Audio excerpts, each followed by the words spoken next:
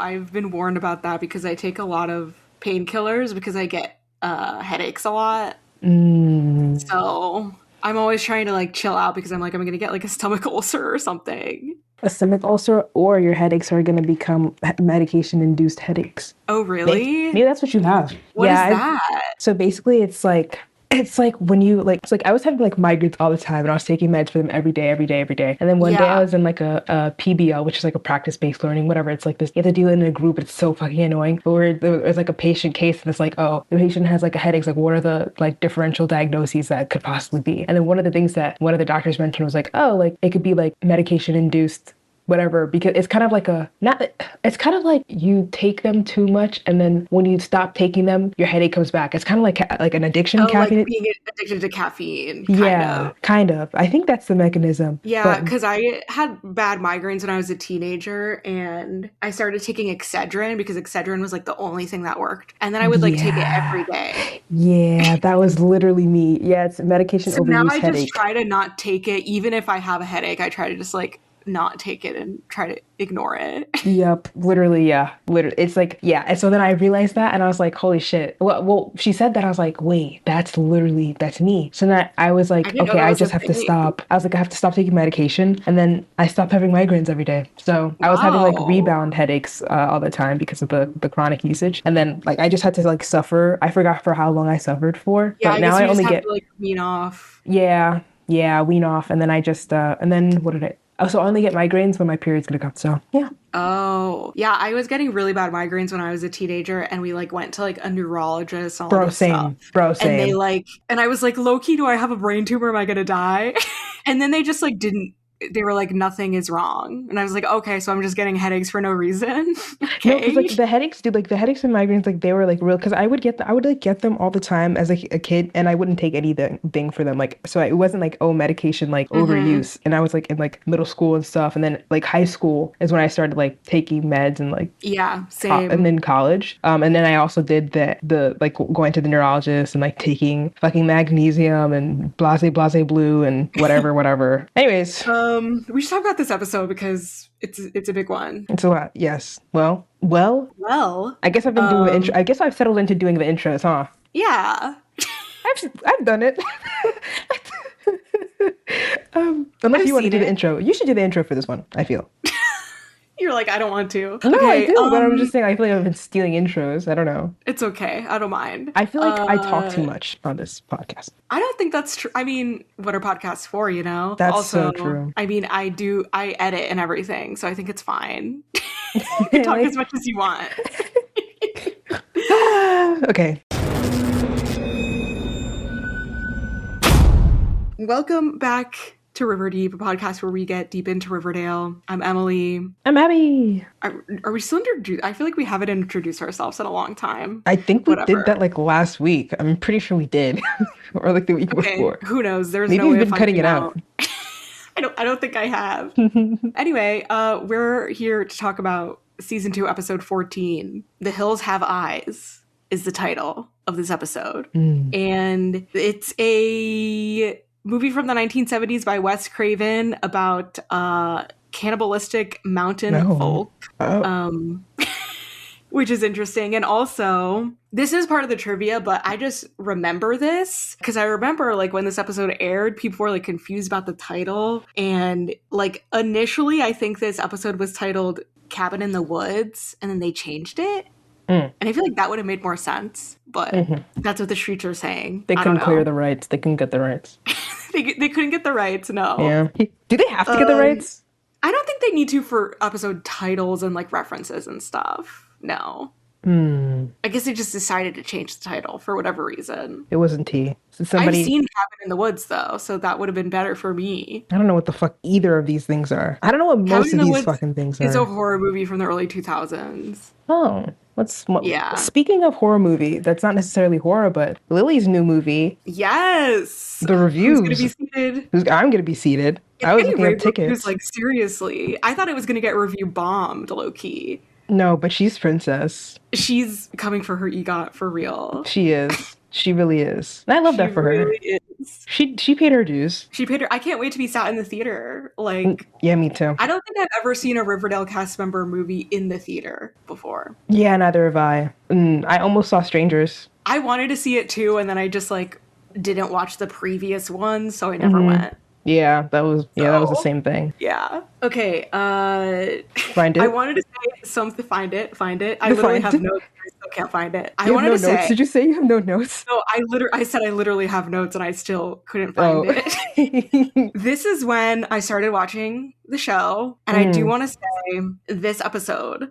Like, everyone remembers where they were. There was a hiatus between episode 13 and episode 14. I remember seeing the promo for this episode all over the fucking internet. People were cornplating this promo for weeks because it came out like a month before the actual episode. It's like iconic. Like, I'll put the promo in the carousel, but I literally remember the promo like having the scene with Cheryl and Tony in the bathroom, and everybody was like freaking out. Everybody was like, oh my God. Something's happening. Probably also had the volcanic kiss in it, would be my guess. Yeah. So yeah, this is like a very landmark episode for Riverdale, for real. I don't remember that. And while I was watching, I can't remember. I don't think was Riverdale coming out on Netflix every week, or was it coming out half, like, was released and then like the next half was released? In the US, it aired on the CW. CW, yeah. If you were in another country, it was like a Netflix original show. So like it would be released on Netflix every week. Okay, so I feel like in the US, they only put it up after the season finished. Okay, so I think that's what was, because I definitely wasn't like sitting down at my TV and watching it. I think my watching it live was waiting for it to come on Netflix and then like watching it. I think. Or maybe I was like watching on illegal websites. Yeah, that makes sense. I think a lot of people like binged it after the season dropped on Netflix. Yeah, like that would like, it would always be like, okay, Riverdale season's like, there's a Riverdale season happening. I'm gonna wait till it comes out on Netflix, and then I'll like I'm like saving it for like a rainy day. Like that was what I think is what it was for me. With Netflix. And I think so that I don't remember exactly all these things, like the promo or whatever, but also I don't remember a lot of things. So yeah. But I only remember because this is like when I first got into the show, so I remember it like pretty vividly. It's kind of like what's happening with Bridgerton.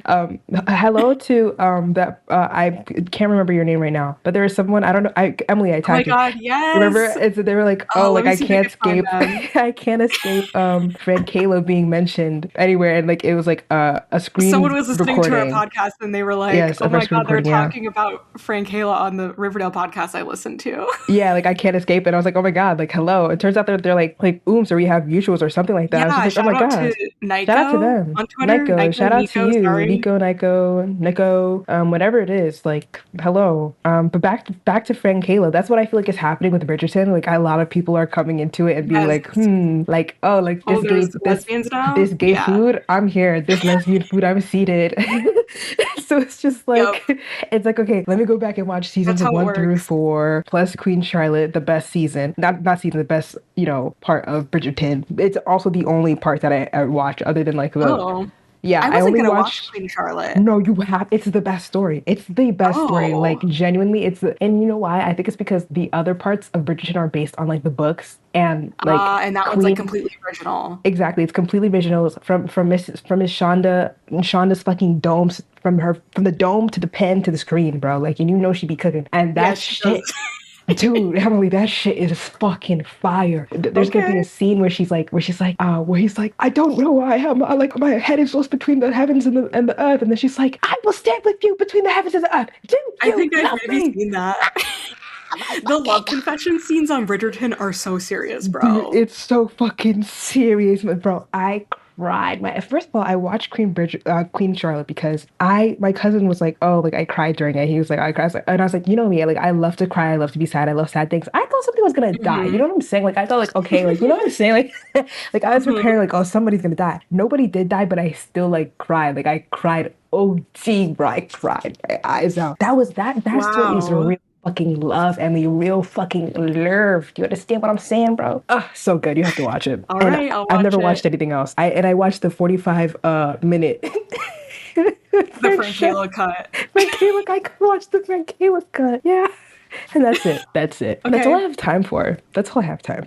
Yeah. But yes, that's basically what happened with Riverdale and Choni. Like it was just like, oh, like they got you. I remember. Yeah. And this was like a time where I think it's very important where it's like we had just ended. We got our Bridgerton, not Bridget, our Britannia double wedding. Not really, nobody cares about the double wedding, but like we had just lost lesbian mothers. You know what I'm saying? Like we just lost a lesbian couple mother. Like, you know what I'm saying? Like the lesbian ex-bi girls. Like, oh my God, like that combo was, you know what I'm saying? Shoni literally replaced Britannia. Like they're such a Britannia variant. It's literally Britannia. Like when I tell you, like it's like I was in the desert, no water, 40 days, 40 nights. And in the distance, out the corner of my fucking eye, I see a swirl similar to the swirl I just saw. You know what I'm saying? And I'm just like, whoa, like whoa, like this was, you know what I'm saying? Like this was healing, you know? No, it literally was. Like, I remember they were huge, bro. It was huge for the culture. Bro, it was so huge. It was so huge. But that being said, let's get into this episode because it's about to be 12 o'clock in the morning. So we need to. Yeah. No, go ahead. Or did you split by a storyline? I did. I was going to say while I was watching, I didn't, but I was going to say while we were watching, we should split by storyline. I think this is the perfect episode to split by storyline. Exactly. I think so. I think so as well. I think we start off by saying there's some overlap, but it's mostly just like with Cheryl being like mad at the group that they don't invite her out to the lodge. And because of that, she's like, well, fuck you guys. Now I'm going to expose that Betty and Archie kissed in front of my door. Yeah. And I saw it and she tells Jughead. And do you know what that reminded me of? Get this. Santana, but also when Tina tells Santana that Brittany and Sam are dating and she's like, gotta go, hun. Literally. Oh my God. That's literally so true. Bar for fucking bar. And then it was also like, oh my God, Brittany's pregnant. Or like almost kind of. And then also Santana being like, yeah, Quinn cheated on you and I want on the froggy lips. I want it's on them now. You know what I'm saying? Like I was thinking that Cheryl was very like Santana in the Silly Love Songs episode. In this episode. But yeah, all of that is so true. Yes, Silly Love Song. Yes. Yeah, lonely where she lesbian. Just like meddles in all the couple drama. Yes, lonely lesbian, meddling and being like lonely gay losers. Wow. Exactly. Like, that's really what, and then that's the only overlap, really. Yeah. I think we should start with the duds of the episode. Kevin and Josie. Okay. No, I put the Kevin and Josie stuff in with the way I separated it was core 4 and then gay people, because if you notice all the gay characters were segregated to their own storyline, and Josie and Love Simon. Bro, when I saw Love Simon was the gay movie that everybody in town was going to see, I was like, yo, bro, I love Simon. Like, but Love Simon was like, it was the moment. Have you seen it? I have seen it. I did watch it when it came out. I saw it in the theater and I loved it. I thought it was so fucking good. I liked it. I liked it a lot. I'm pretty sure I cried. I probably did too. Yeah, just it was like Cheryl did. And I loved Nick Robinson too, so it was like a really good time for me. Yeah, I thought it was like groundbreaking. I was like, oh my God, I can't believe a gay movie like this exists in the theater. It was groundbreaking. It was. Okay, so we can start. Do you want to start? Okay, we can start core 4. You want to start core 4? Yeah, let's start core 4. A lot of fucking stuff happens with the core 4 in this episode. Holy shit. There's a lot of stuff that happens. Let me make sure, because I don't want to. First off, I just got to say, you start off the episode with just like, this grating, annoying voice. And he doesn't even speak, but his presence is so annoying. I'm so tired of Chick. I'm so annoyed at Chick. I'm so over it. He's just always there, just mean mugging. Like, get the fuck out of my house, you bum. Like, oh my gosh. He's a psychopath. He's literally a psychopath, and he's not even the real brother. I'm still gagged by that, by the way. Like, damn. I mean, yeah, you're not even supposed to know that yet. But now I fucking know it. Thanks, Emily. Boo. Yeah, I suck. Okay, so yes, do you want to go? He's literally like using Betty's like bathroom. Yeah, like what the hell? Weirdo. Mad weird. Like he probably shaved his legs in there too. You know what I'm saying? Like that's just an inconsiderate. He didn't even like wash the hair out type shit. You know what I'm saying? Like that's the type of timing he shaved every inch of his body. And every inch. He like douched. Oh my God. Oh God. Yeah. He's just so annoying. I'm tired of him. But he's like, all of a sudden, I hear this annoying, this grating voice. Whatever. That's how I feel like Abby Lee Miller. That's how I feel with him. But the core four have a lot going on, but like also like not that much. Like I feel like we can like kind of talk about it in 10 minutes. Yeah, because it's all segregated to the one plate. It's kind of, like the term bottle episode? Mm-mm. It's where like when a show is trying to save money, they'll like shoot an entire episode in one place Glee. and just have like everything take place there Glee for like season an 6. episode. Yes. Okay. I mean, it's not a bottle episode because they didn't just stay in one place, and I don't think they were trying to save money, but like it was like they were just at the lodge for a weekend, and that was like everything that happened was at the lodge. The lodge, yeah. The lodge. Which is a great joke. I like that it's the lodge. It's a nice lodge. How did they get to this lodge, you may ask? Well, Hiram says to Veronica and Archie when they're at the Pembroke, like, yo, me and your mom, we're supposed to go up there, but we can't anymore in business, so you guys should go hang up there. And they're just like, okay, cool. Which I thought was weird at first, but then you see he has ulterior motives. He has ulterior. I didn't think it was weird at all. I was like, oh, he's so kind and gracious. I think it would be weird that he'd be like encouraging Veronica and Archie to go like fuck for a weekend, you know what I mean? That's true. But then he said Andre would be there, so I was like, oh, okay, like, oh, True. So I was like, but then my guard got down. You know what I'm saying? Like, yeah. Ooh. I mean, my guard was never up. When Hiram's on the screen, I get distracted. So, but you know who else is getting distracted by Hiram a little bit low key and was pissing me off, even though I was trying to say like, oh, Archie, just love Hiram already. Now it's too much. Now I'm like, Archie, like, shut up a little. Like, you dick riding OD, bro. Oh my god.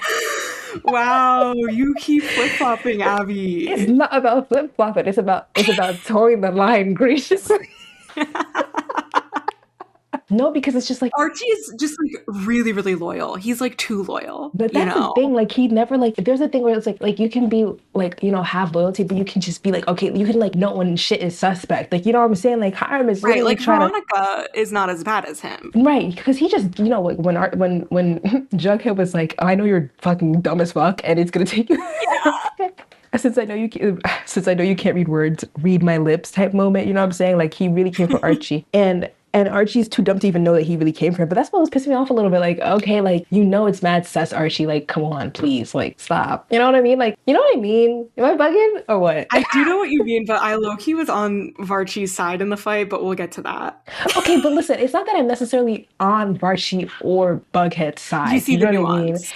I see the nuance for both of them. I'm just saying, like, because I'm not tight at Veronica for denying, would be like, oh, like, my dad didn't do this. It's Archie in particular, where it's just Archie's like attitude, yeah. He has this attitude, and like you could just kind of tell like he's dumb. So it's just like it doesn't really. And he's also like less justified because he doesn't have as big of a connection. Like that's literally Veronica's dad. Like, like okay, like I don't know, like I was just like Archie too much. You know what I'm saying? Yeah, I agree. I agree with that. So Hiram's like, go to the lodge. They're like, we're going to the lodge, but Veronica's like, but Andre can't come. And then Hiram's like, okay, Mija. Then Hiram's like, Archie, I need to talk to you. And he's like, Archie, Andre's going with you because we have some business to handle here because the New York niggas is fucking scared about Papa Poutine getting killed. And we're all meeting up. So Andre is gonna go protect you guys, but don't tell me, my Mija. Don't tell, no, Hija? No, Mija. Don't tell Mija. It's Mija, yeah. Okay. By the way, on the subject of Mija, we got some comments a few episodes ago. Oh my god, did we get canceled? No. Oh, thank God. I think people understand, but I understand why you thought that.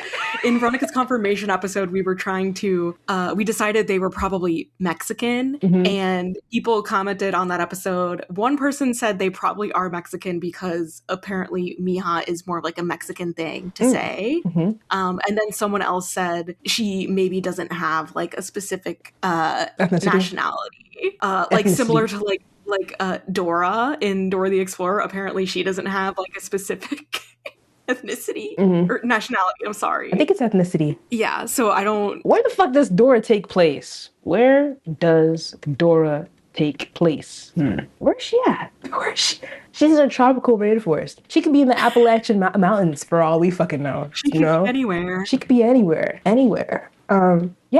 So they're Mexican, allegedly? Oh, also, okay, yeah. So one person did... Sorry, I'm going to like the Spotify comments. No, it's okay. I should go on there more often. Try to find it. One person said, I'm pretty sure, shout out to Manny on Spotify. They said, I'm pretty sure when they do a flashback episode in season 6 or 7 to the origin of Hiram Lodge, they say that his parents emigrated from Mexico. And then another person, Daisy Lover, or sorry if that's not how to pronounce her name. I think the writers wanted to leave Veronica's ethnicity ambiguous, kind of like Dora, a look up pan-Latino. But the writers didn't know how to do that, so they accidentally made her Mexican. Mexican. In season 7, she celebrates Dia de los that holiday, Dia de los Muertos, which is a Mexican holiday. And that's true. She does celebrate that. So I think it's pretty heavily implied she's Mexican. I think I think I agree with what they said, like pan Latino, pan Latino, because it's just like, well, I mean, she's fucking Brazilian. So she's exactly. He's Brazilian. And I think not Hiram, what's his name? His cute ass. He's Mexican. He's we looked them both up. Yeah, both, we did. Both of the parent actors are half Mexican, I think. Yeah. So. And so it's just like, okay. And I think by season 7, they're like, okay, they are Mexican. They're like, why doesn't anybody else have cool holidays? Like, we need a cool Latino holiday that everybody knows. That falls right around Halloween. That falls right about one that everybody knows it's on Halloween. We can't do Cinco de Mayo. So that's like the only one that they know of. Right. Oh God, they're going to hell. Yeah. It's okay. So her ethnicity confirmed is Mexican. Ambiguous Mexican. Mexican. She's a Mexican American woman. Okay, beautiful. Next. I also wanted to say, providing some literary analysis for this episode of Riverdale, which honestly I do have some, but I've noticed that in a lot of the scenes where Hiram and Archie are talking in Hiram's office, the painting of Veronica is framed literally right between them, which I think is quite symbolic. Right. And I'm like, I know the significance of that. You know what I mean? You know what I'm saying? Like, she's in between them. She's in between, exactly. Right. Like in like a lot of ways. In a lot of ways, right. Yeah. We don't need to spell it out for you. No. Do you know what they don't. Like this happens with me where it's like I know this means something, but I can't quite formulate what it means just yet, but I know it. You know what I'm saying? That's how I feel about this right now, but I know what it is. It's like, it's multiple things. It's like, like it's intentional. Her heart and has to choose who at one point, but not right now. Right now they're guarding her heart. Or they're like on the maybe same that's page. like the one thing that they have in common. One thing that they have in common. One thing that they're going to fight over one day, too. Right. Like, ooh. Yeah. Poetic. Anyway, poetic.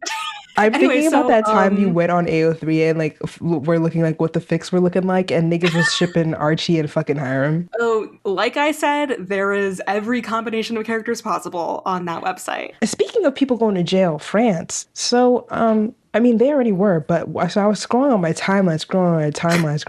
And this person quotes this like clip of these dudes kissing, and then it's like from a movie, and then the guy's like, literally these people are gagging, but little do they know this is like a father and son. And I'm like, what? Father and son. Comments of the like in the comments of that tweet, it's like, it's a French movie. And I'm like, of course it's fucking them. But then it gets worse. They're just like, people are in the comments just like, okay, but it's fine because he's adopted. I would argue that's the worst. No.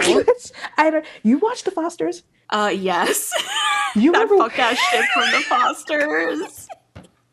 Brendan and fucking is that his name? Brandon and Callie? Brandon and Callie, yeah. That terrible. Like, terrible, bro. Like fucking terrible. No. What do you mean? Oh, also, they're adopted. It doesn't matter. Like, oh, like. They also did that in the Umbrella Academy show. They did that in the Umbrella Academy too, and that's why I had to stop. What the fuck is that true? I had to stop.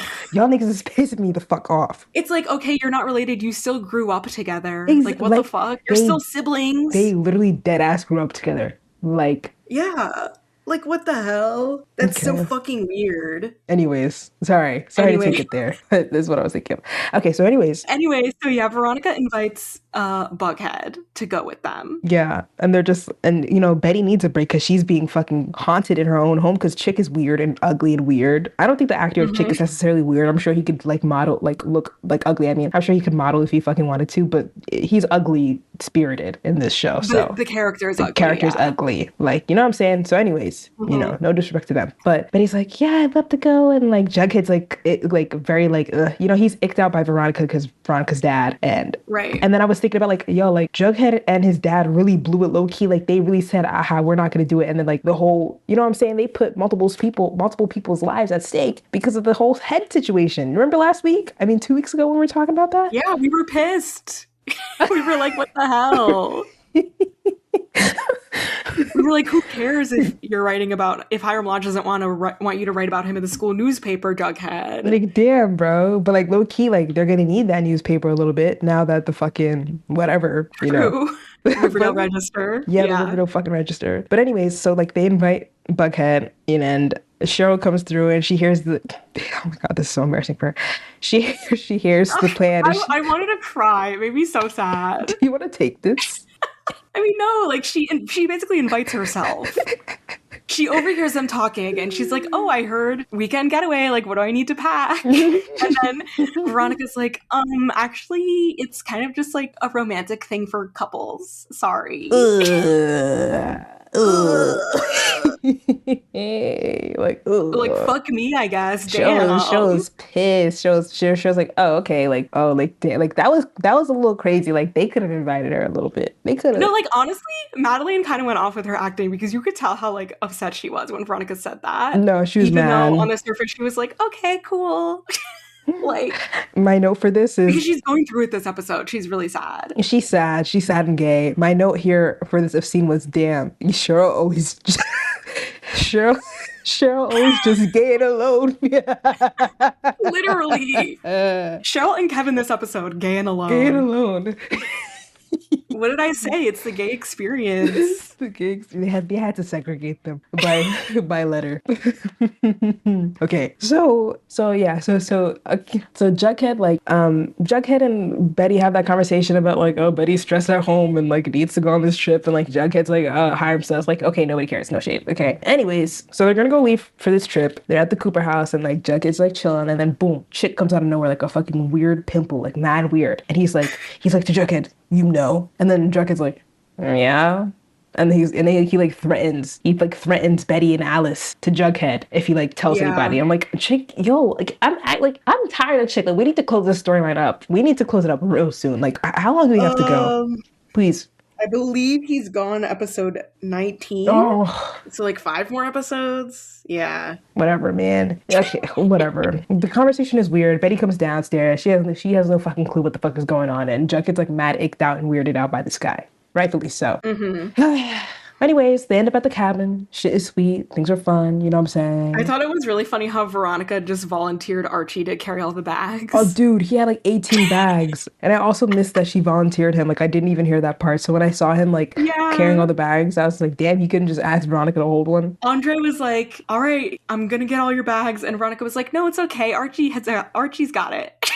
He's got it. He's okay. Oh, that was funny. That was fun physical comedy. Also, like, something so that it's so pretty. This was so pretty. And I thought it was fun to see them, like, outside of Riverdale in this episode. This is, like what Glee should have had. Completely new location. When they had, like, the opportunity they missed to have a summer trip. Like a trip to, you know what I'm saying? Summer vacation? Yes. Road trip? Yeah. Like, we only get the New York episode for Nationals. Like, boo, I'm not gagging. Right. Mm-mm. I mean, even at Riverdale, like, we saw new places. Like, they were at the movie theater. Like, we never see that, you know? Mm-hmm. We were using different locations this episode. Maybe it's because we had to spend so much money getting the music.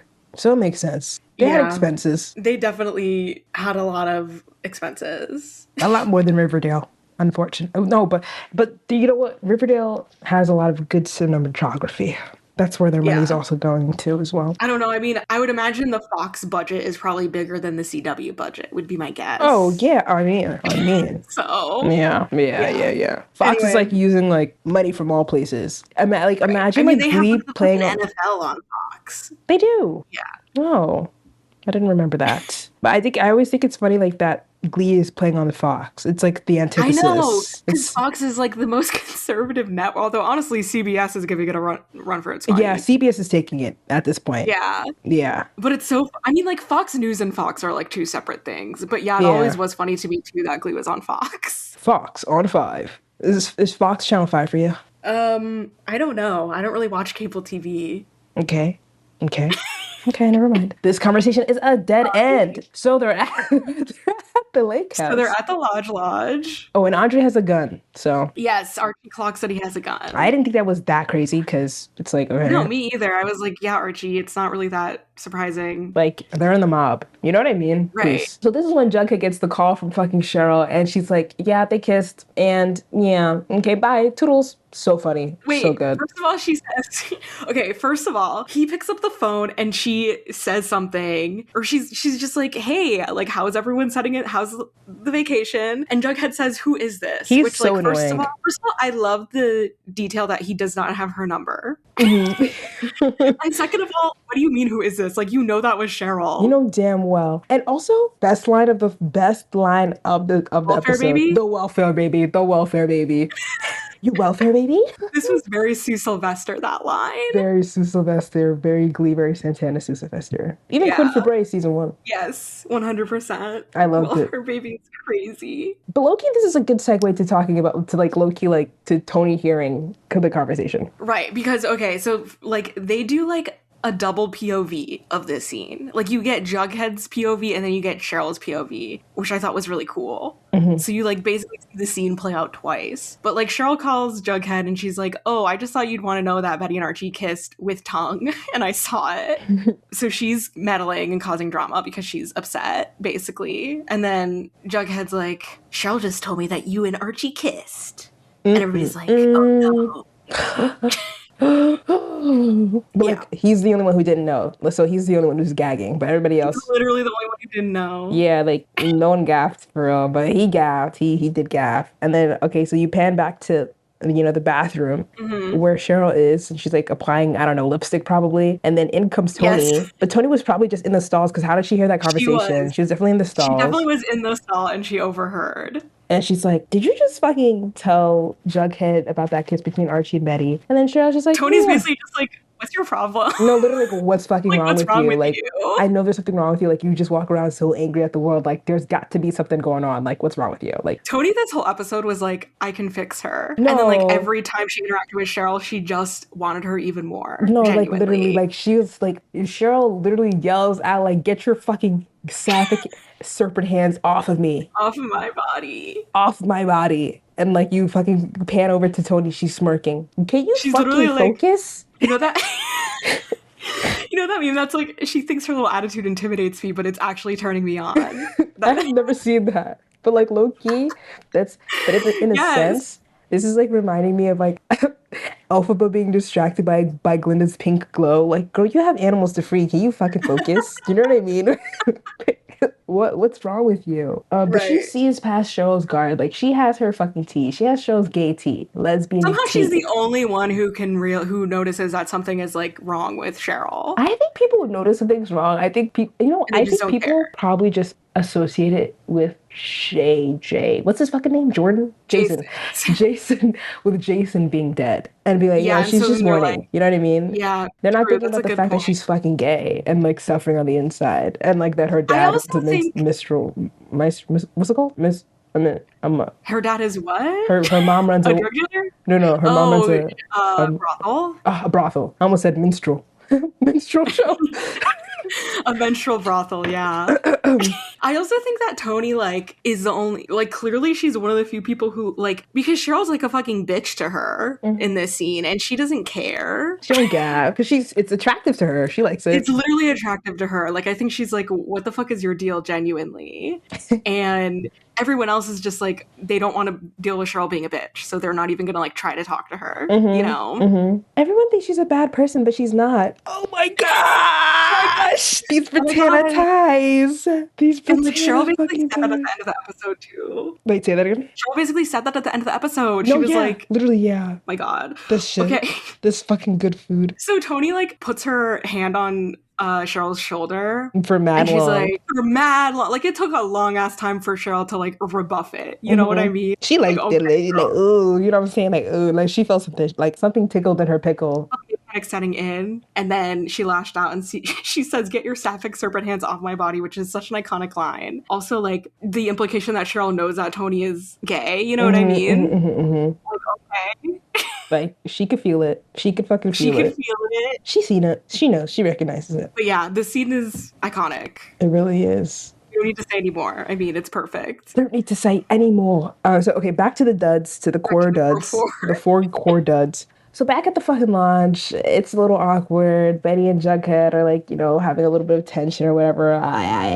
Whatever. And like, Veronica's like, Archie, I'm so glad you told me. like we love and trust each other, and I appreciate you so much for telling me the truth. They have sex. Okay, next. Betty and Jughead are like, oh my god, are they having sex right now? Like, oh my god, like first of all, There's this like take a shot every time they have sex. You're drunk. no, for real. There's this like running gag in this episode where like they'll hear the bed squeaking from the other room, which I just think is ridiculous. Like, is that did this episode not that's seem like comically like like the bed is squeaking that much that you guys are like hearing the bed? Like, I don't know. I feel like what I feel like this whole episode was like very like breaking the fourth wall. Does that make sense? I thought the same. It was very self-aware. It was very aware of how the audience views the characters and the relationship. Because Jughead is like, damn, they're having sex again. Can't they ever have a conversation? And it literally felt like it was breaking character. You know, like when you could tell like, oh, this seems like it was like off the cuff, like just like a random ad-lib. Yeah, like an ad-lib. That's what it felt like. Like even with like I feel like that wasn't Jughead. It felt like Cole. You know what I'm saying? Yeah. And there was even a moment where Archie was like, oh, this would be like the 12th time that Betty and Jughead have broken up this year. Like it's like, oh, I didn't realize all you guys were like so self-aware. Okay. I liked it. It's very Glee self-aware. Yeah. And then when they use like the ship names and stuff. Oh my god. First of all, Jughead is the worst one. The worst one. So ugly. What about Veronica? Why does it have to be Bughead?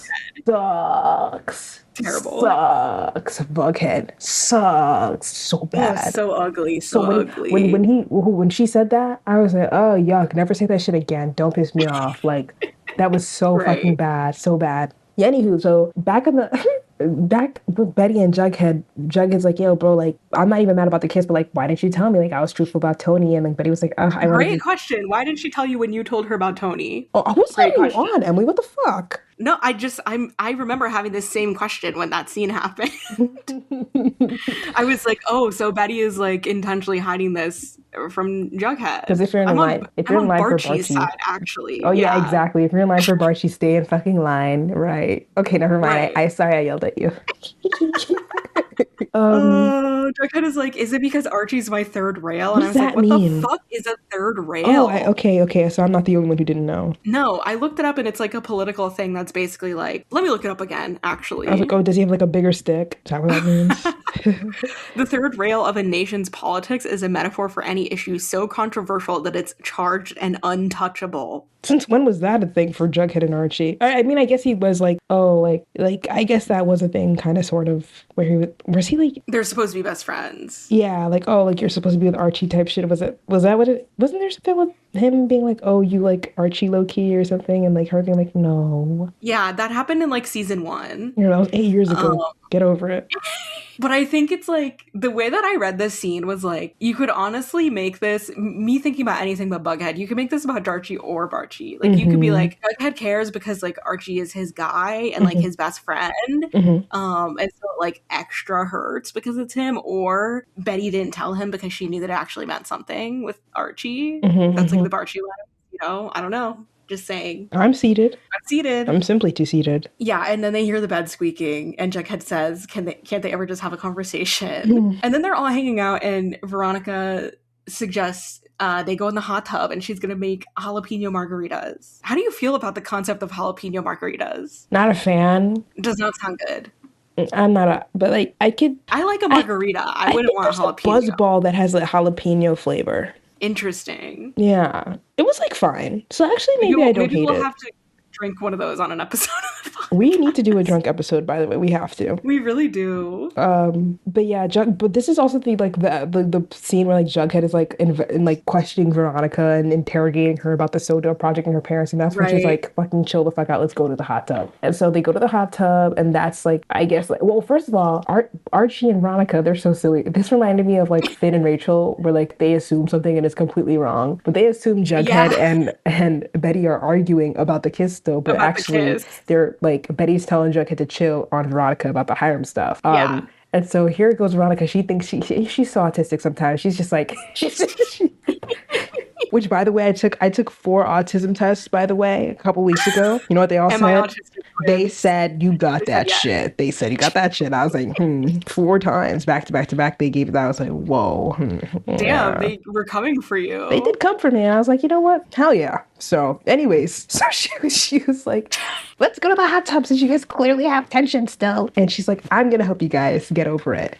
And she's like, so silly, dude. She's so silly. She's like, me and Jughead should kiss. And everybody's like, huh? But then, like, weirdly, Jughead goes with it. Isn't that weird? I feel like this was out of character for him now. I honestly totally agree that it was out of character. And I think maybe we're supposed to read it as, like, he kind of wanted to, like, get back at Archie a little bit. Like, he seemed really bothered about the Archie of it all, but I agree it was weird that he was so down. Especially because he, like, fucking hates Veronica right now. Right, exactly. And I was like, are you trying to kiss Veronica so that you can lower her defenses and steal her family's jewels? Like, I don't understand.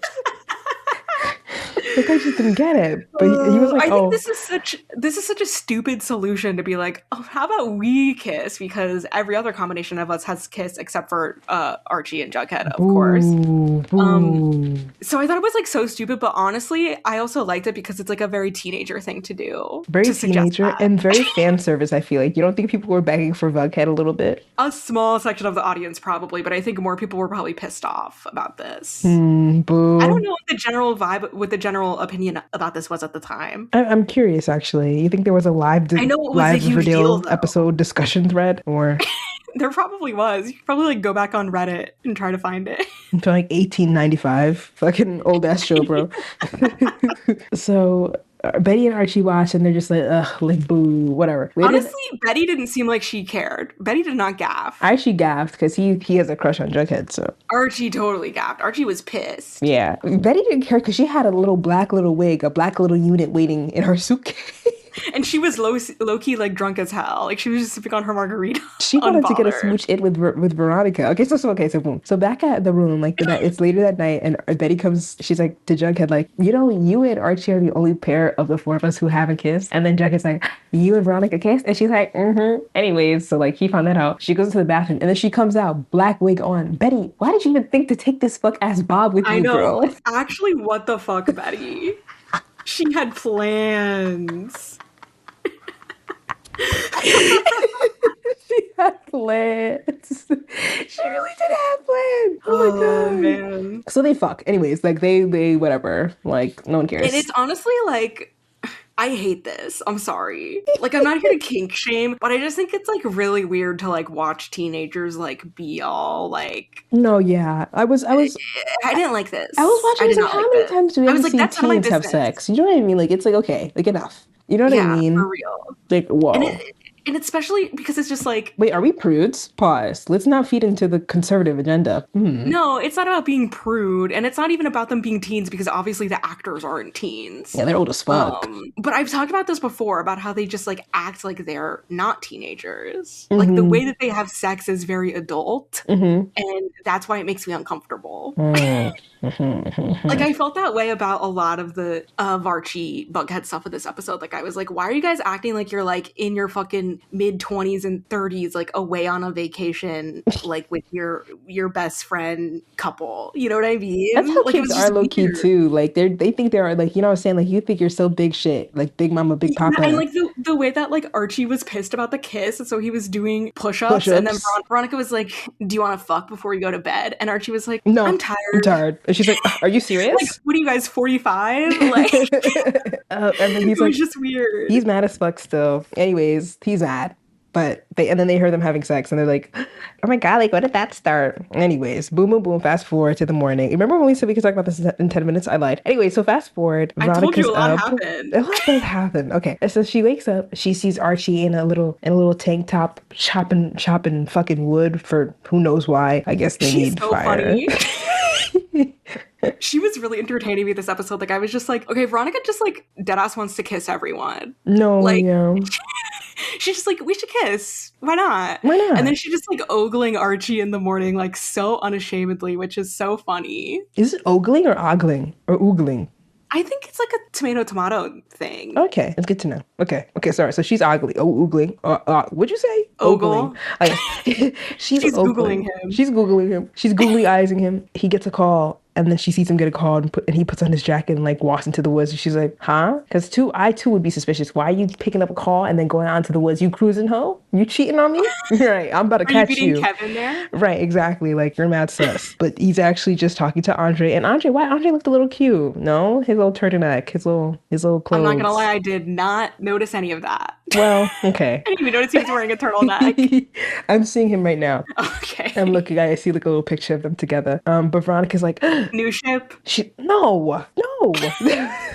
I mean, I'm sure someone has ventured, but I'm okay. I'm not hungry. I'm not hungry. I'm not hungry.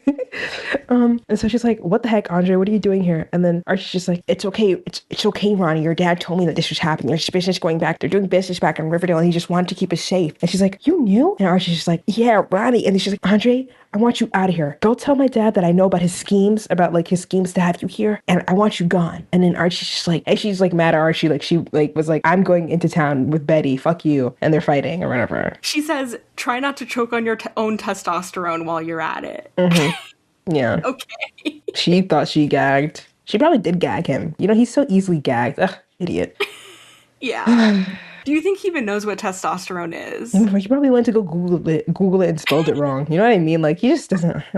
We're so mean to Archie. Yeah, a little bit. I'm feeling a little bit. But everybody got their whackings. Like, you know what I'm saying? Like, I feel like last season Veronica got her whackings. It's true. You know, like, it's only fair. Jughead's getting his whackings. Jughead's got his whackings. Or now Archie's getting his. It's everybody's turn. I feel like we're really easy on Betty, but like, she hasn't done anything that bad Her yet. time is coming soon. Yeah.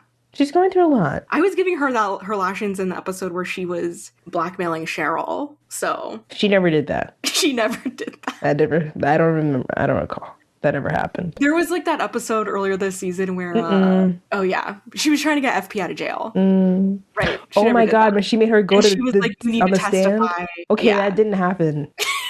That didn't happen. We're ignoring it. That didn't fucking happen, bro. Like, that didn't happen. Okay, listen, that didn't happen. Okay. That didn't happen.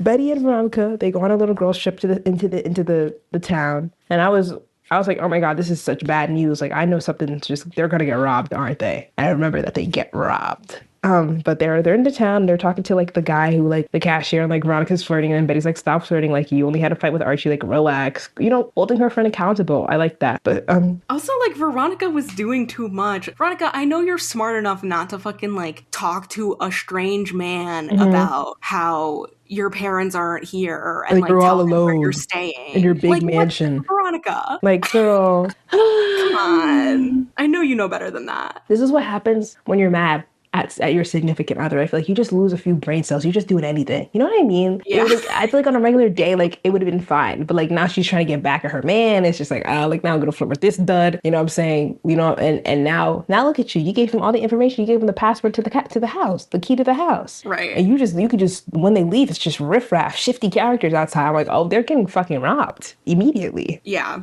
Yep. And I think also Veronica asks Betty, like, when did you guys start, having sex? And then like, it's like, okay, whatever. And then Betty tells her about the fucking wig. I was like, honestly, the core force stuff this episode was making me feel heterophobic. I was like, this was head slop. Nasty. It was head slop, bro. Not even head slop. It was just like too much. Right. You're overstimulated. I'm overstimulated in a bad way. I saw a video came up into my suggested where it's like a For Good analysis of like the song For Good. I didn't watch it because, sometimes you have to be careful.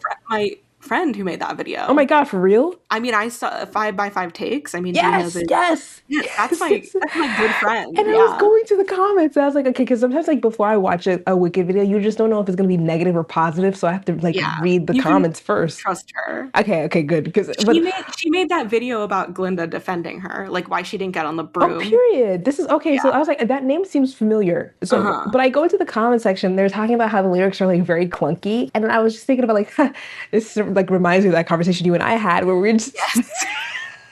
I think I've talked to her about it too. So I wasn't surprised when I saw that video. It's just like, like she was like all of us overstimulated, like they had to just get it quick. Yes. You like people in the comments being like, no, but like it adds to it. It adds to the like it's just like when you're just saying anything, you know what I'm saying? You're just saying anything. Listen, yeah.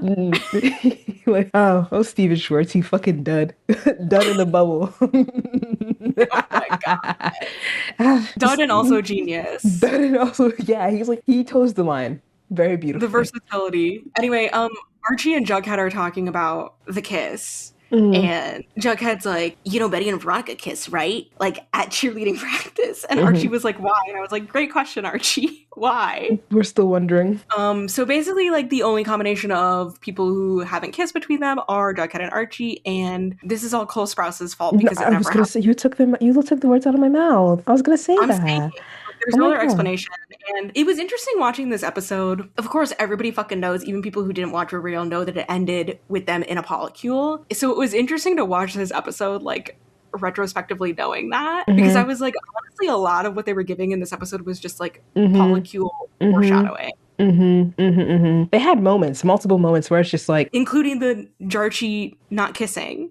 Because even when they're in a polycule, they're not kissing either. Which I think is really fucked up. Right. It's so weird. We should have seen them kiss. Can it be a true polycule? No, it can't. Anyway, yeah, it's definitely Cole Sprouse's fault. I guarantee. He's a fucking dud. It's certainly not KJ Appa's fault. I mean, he'd be kissing men unscripted. Yeah. So. He loves a kiss from anybody. He loves to kiss anyone. He's such a sweet man. He really is. He has such a, like, fun energy. He does. That's my good friend. My good friend. Appa. My good friend KJ Appa. So back at the lodge is when a big fight happens. Okay, everybody's mad. Okay, whole house mad because Jughead gets a call from his dad. Whole lodge mad. Oh, that's good. Whole lodge mad. That's the title. That might be the episode title. It might. But FB calls Jughead and he's like, oh my God, like we're not getting kicked out anymore. Lodge paid off the rent for everybody, took our debt away, and he said we could stay. And then Jughead's like, grr, Hiram Lodge wanted me out of this. He wanted me out of Riverdale so that he could do his little plans. And he confronts Veronica. And then a fight starts happening or whatever, and something. And Jughead's like, gentrification and whatever. Jughead's like gentrification, and then everybody else is like, isn't this a good thing though? You get to stay in your house. Literally. And like even Betty is like, Jughead, relax. No, because FP and Jughead were looking for homes, and it was not giving good. It was giving like the trailer park is actually nice roots to lay your eggs on. You know what I'm saying? Like the places they were looking So that's why FP's happy as fuck. Hiram buying it or not, nigga, we get to stay. You get your own little room still. They were right. Like you can't fight every battle, Jughead, okay? Unfortunately, like sometimes you have to take the L because roof over your head, unfortunately. Right. But later on, they find out. Veronica calls him a narcissist in this conversation. I was like, get his ass. Wait, who said that? Veronica called Jughead a narcissist. Because Jughead's all like, he just wanted me out of town so we could do all this shit. And then Veronica's like, God, Jughead, how much of a narcissist are you? No, because like you're literally 3 years old. Like, please, like you're not Big Papa. No. Except like he actually like he might he might have a point, but I'm never gonna say that, to his face. So he's paranoid and he's narcissistic. But then they're playing Monopoly. They're straight up fucking asking for a war. They're playing Monopoly. I've never played Monopoly, so I don't know how crazy it gets, really. I've only played it a few times, but, like, people get mad as fuck when they're playing Monopoly. It's, like, really competitive. It feels like a lot. Yeah. Like, I just don't know what's going on, so... And I feel like someone like Veronica would really be competitive about it. I mean, you saw she was taking Betty's shit left and right. Right. She didn't give a damn. Like, Veronica views it as, like, actual... real life business. She's like, I'm a businesswoman. Monopoly rules. You know who takes Monopoly seriously? Hiram Lodge? Ariana Grande. I'm not surprised. Oh, I know the game nights go crazy. She freaking loves Monopoly. Like, she has Monopoly Go on her iPad. They have Wicked Monopoly, I'm pretty sure. I'm sure. They have Wicked Mac and Cheese, so why would they stop at Monopoly? A Bach piece. Oh my God, I'm seeing Ethan Slater on Saturday. Where? At his show. He has a little off-Broadway show called Marcel on the train. Oh, that's cute. Yeah. I've seen it. I was thinking of Lily Reinhardt's doing like some Q&A thing in Miami in April. I was going. You should go. But I don't know if I can afford it, honestly. So we'll see. No, you're going. You can represent us. You can literally meet her and be like, oh my God, we're River Deep Pod in the flesh. Like, hello. I don't know if I would do that. Oh my God, what the fuck, dude? You don't even want to put us on. Like, we could get her on the pod real nicely, and you're doing this. Whatever. This is why you are the better person for networking. Oh no, I'm the worst. I'm a bait in real life. I hate talking to people. I hate meeting new people. I'm too shy. I'm way too shy as well. Fuck, wow, I thought you were extroverted. No, I give, it depends. Like, it depends on who I'm with, how many drinks I've had. But for the most part, it's like in my heart. Like, I can't even, like, I remember for orientation for college, I was just sat in the first row by myself. And then I was like trying to like tell myself, like, come on, go, just talk to somebody.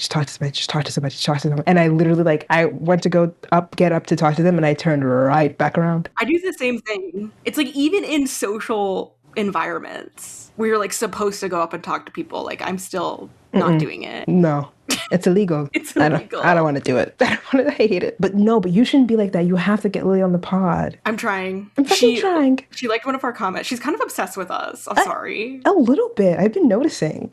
She's promoting a new movie. Like, we need to get her on here. With our 20 listeners. With our 20 listeners, she could really get the word out there. Right. She needs us in the sense. Because I'm sure the people that listen to our podcast are not already going to go see that movie. No, we're showing her to a new audience, exposing her to a new audience. You know what I'm saying? Yeah, it's like when famous people start not famous people, but like people will start answering DMs because like they're promoting something. Yes. Or like when like Cord Overstreet will like randomly post like a Glee related TikTok because he has a new song coming out. It's like Exactly. I feel like she has a little more pride than that to do that. Yeah, she doesn't need to milk Riverdale like that. Yeah, she doesn't. She's perfectly successful outside of it. She really is. She's so big mama. Ugh, I love her. I need to watch Hustlers again. Oh, me too. She's so fucking good in that. I was obsessed with her and Keke Palmer. Yes! I remember shipping them. Yes! I like, bro. I was like, bro, I love them together. They're such a fun pair. Yeah. I was like, I wanted their characters to kiss so fucking bad. That's such a good. I also wanted J-Lo and Constance Wu to kiss. Like, everybody needed the kiss. I know what I'm watching this weekend. Hey, Lily Reinhart double feature. Ooh. Actually, it's next weekend that her movie comes out. But oh, is it? No. Yeah. Okay. Well, I'll be seated nonetheless. Period. Yeah. Nonetheless, anyway, we're playing Monopoly, and Betty's mom calls. And she's like, ew, it's my mom. Should I answer it? And they're all like, no. I thought that was funny. So basically, Hiram bought the Riverdale Register. I'm just like, how is Hiram just buying everything? Like, is that how... I'm pretty sure that's not how it works. You can just, like, go buy things. But Hal's such a fucking loser. He sold it to Hiram. Dud. And now everybody's like, boo, your dad sucks, Veronica. And they're just like, they're trying to silence us and silence the press. First Amendment. Archie's like, just chill out. This whole scene, cinema. Like, every piece of dialogue, where was the Emmy? I'm serious. Like, this scene is so iconic. They were going tit for tat, tit for tat, tit for tat. Like, ooh, they were really going at each other, man. Oh, Archie was sucking Hiram's dick for real. Like, oh my God, like, get off. Like, you're so stupid. Like, oh, like, who cares if you bought the... Like, that's where it drew the line. That's where I draw the line. Like, okay, like, fine. The trailer park, like, that was whatever. Now this, like, come on. You know that's fucked. But he doesn't even know the importance of press for real. A free press. He doesn't get it. He doesn't. That's why I was really like, oh, you're so annoying, Archie. Like, can you be smart for once? Thank you. Like, that's what pissed me off. It was really giving that, like, Betty and Veronica were arguing with each other and Archie and Jughead were arguing with each other, like, more so than anyone else, because Veronica's like, my dad has done good things too, which I thought was so funny. And Betty was like, name one good thing that he's done. Crickets. And then Archie's like, he paid my dad's medical bills. And then Jughead goes, oh, Veronica's got you wrapped around your finger. And then Betty goes, and other parts of your body too. And I was like, oh, that's crazy. Oh, we're slut shaming each other. Like, y'all, as if y'all didn't just hear y'all both squeaking in opposite rooms. Like, don't get that. It was getting crazy. But then, no, and then Veronica was like, at least I don't like fucking like play dress up. She like shaded the wig thing. Yeah. She like said, oh, you bitches like do weird foreplay, you fucking freaks. And yeah, they were, yeah. But that's the thing, like when you're like really close with people, like they can just air your shit out. Just right, like that's what this game. It's like they know you so well, so they know exactly what's gonna like get to you. That's one thing about me where it's just like, and I haven't done this in a long time because I haven't like really fought anybody, but like way back in my heyday, like if you got me really mad, if you were fighting with a good friend, that's why it hurts so much, because That's why they're it going to hurts so say the much. thing that really gets to you. But low-key, I wouldn't even do this to a good friend per se, but if it was a good friend turned enemy, that's when I'm gagging your ass. That's when I'm really going for you. Like, don't get me pissed off. You know what I'm saying? Like, I'm gonna hit you where it hurts. And that's what this gave. Mind you, they didn't even have a friendship breakup. They were just doing this because they were regular fighting. Never have I don't really fight with my friends. I've never really had that. I don't either, but I'm not in like a teen drama TV show. Yeah. Well, I've had like falling outs. Yeah, exactly. I feel like a fallout is different than like having like a fight with like your friend, Like and a then like you're full-blown fight. yeah, and then like you're still friends. Like I've never had that. It's just like, oh, we fall out and then it's boom, like it's clipped. Yeah, and then you're not friends anymore. Exactly. I've definitely had like I had a best friend in high school where we had a falling out, and was it homoerotic? No, it wasn't actually. Sorry. No, it wasn't, because I was like very much out, and like she knew that I was gay, so I don't know. It wasn't like I could still sometimes that's more likely when you're in the closet when you're that age. I don't know. But not that specific friendship, no. Oh, there are others. Oh, okay. Well, yeah, I've had homoerotic friendships. Who hasn't? Ours is homoerotic in a sense. If you really want it to be, anything can be. Anything can be. Yes. You use it. It's an honor, actually. I really love doing that. No, but my best friend in high school, we had a falling out, and she said hurtful things to me. But again, it was like we already kind of were like not as close anymore. You know what I mean? Yeah. Like it wasn't like we stayed friends after that. Like we kind of were already like not talking as much, basically. It's a hard knock life, dude. I feel for you. That was like literally one of the worst breakups of my life. I'm dead ass. Dude, I'm not kidding. Your breakup will really do you in, man. Sophomore year, lost one of my besties. And it was out of nowhere too. It's like when they just stop talking, like you're in a friend group and like they stop talking to you as much. And then like it's like weird, and it's just like, am I losing my mind? Is it me? Like, is something going on? Like, am I just being dramatic? And then it's like, oh no, they do hate you. Okay. Yeah, it sucks. It really does. High school's rough. High school is rough. Oh man, What year was this? It would have been 2015, probably 16. Oh, you're 16, like sophomore year? No, I graduated in 2015. This was like close to when we graduated. Oh, that's the worst. Yeah. Like you almost made it. Oh, I'm sorry, my friend. Okay, anyways. So anyways, so they're beefing. They're beefing and fighting. And it's honestly iconic. Like, just go watch this scene. Like, there's one point where Jughead basically calls Archie dumb. Yeah, that was my favorite scene. He's like, Archie, even you can wrap your head around this one. Like, you fucking idiot. You fucking idiot. And then there's a crash and they get interrupted. And turns out that the guys from the store are robbing them. Cassidy. Hey. That's the name of the guy that Veronica was flirting with. Yeah. And they have like these masks on. And they're like, give me everything. And we're just like, whoa. And they're getting robbed. And like, we can kind of fast forward. Like, you know, Archie's always going to have his flashbacks to the fucking Black Hood, as per usual. Oh, yeah. I was like, oh, Black Hood mention. We haven't heard about the Black Hood in a minute. Which means that storyline is about to get cracked back open. Yep. And they're just like, give me your... First of all, they did all this only to take a wallet. No, for real. That's really extra. It's really dramatic. I was like, you don't want to take like a little statue, a TV, you know, a cassette tape or something. You're just only going for Veronica's wallet. Like you don't even want to take Betty's or Archie's right. Just a poor plan. And while she's getting the wallet, she like presses like the security button that they have. And so eventually like she's like, the thing starts ringing and she's like, that's the sound of our security system. And if you guys don't leave, there's going to be a bunch of people and they're going to shoot you. And they run away. And then Archie runs after them because he's a big macho man. And he chases one guy down to the woods. Stupid. Again. Are you Why would fucking you do dumb? that? They have guns. You think he gives a shit? He's so dumb, dude. He's so fucking stupid, bro. But he runs and he guess who's in the fucking woods? Andre's in the woods, and Andre's like, leave it alone. I'll handle this. Boom. As Archie's going away, boom, gunshot. You couldn't even wait till Archie got into the house. So now Archie knows. I know. He's low-key an accessory to murder if you think about it. Kind of. And what if I said this came back up in the future? Wait. Does Andre go to jail? No. Okay, so never mind. That's not how. That's all I'll say. It probably comes up in that fucking case when fucking Archie's on trial. Yes, you're correct. Fuck me. Oh, man. Why do you keep saying things to me, man? You literally said... That's not the full extent of it, but like... Okay, but it's like, it's like one of those things. Yeah. It's one of those things that comes back up. Fuck me. Okay, whatever.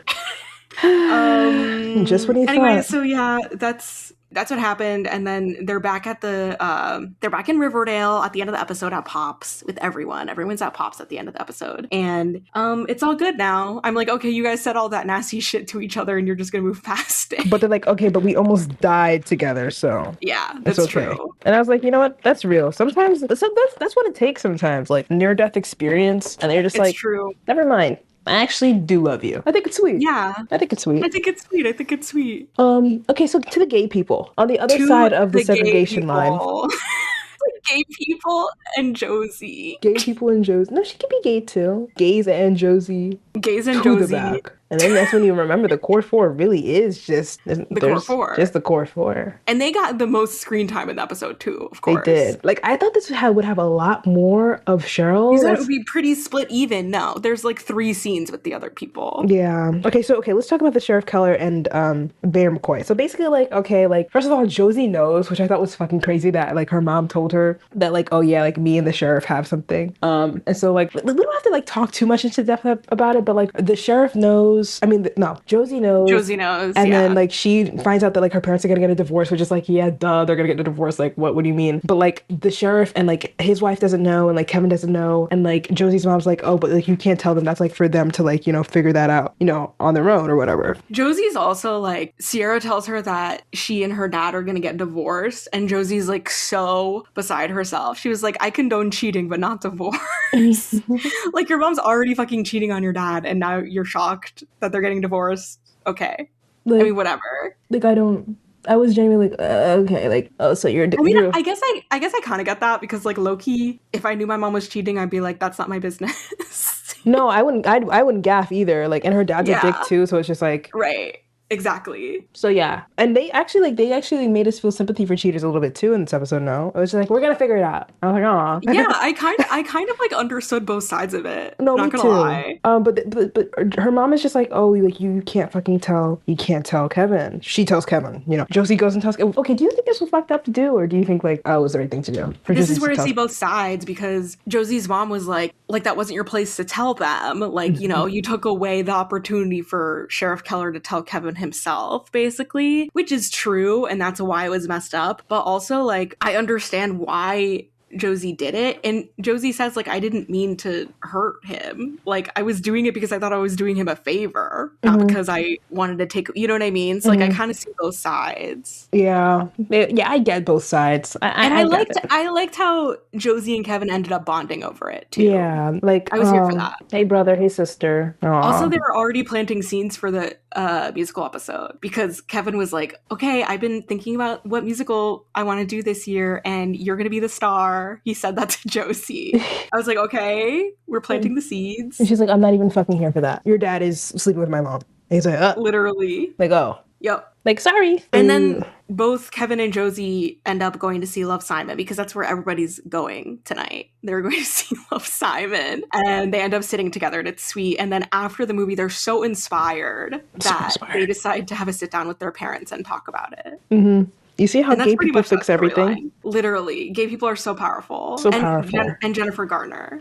And also Moose and Midge. I forgot they existed, but we're reminded about how lonely Kevin is, high key, and like, this was weird. Okay, wasn't Moose being weird in this episode? He was weird. He was like, oh, I could not understand.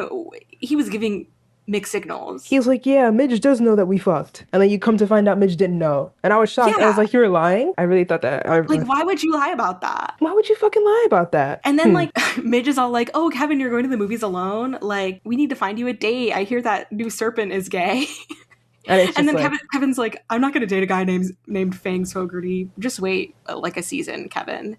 And then Moose is like, oh, he's good looking. And Midge is like, oh, what would you know? And he's like okay, so Midge doesn't know. Like, Midge has no fucking clue. She's like, how did you guys meet? And then Kevin's like, oh, you lying skank. And he's like, oh, we met in fucking science lab. Yeah. And so that's storyline. Yeah, it was just like really funny how like the Love, Simon thing was like literally the beginning of the episode. Kevin's just like, hey, there's this new movie, Love, Simon, playing at the Bijou. It's like a gay rom-com coming of age story.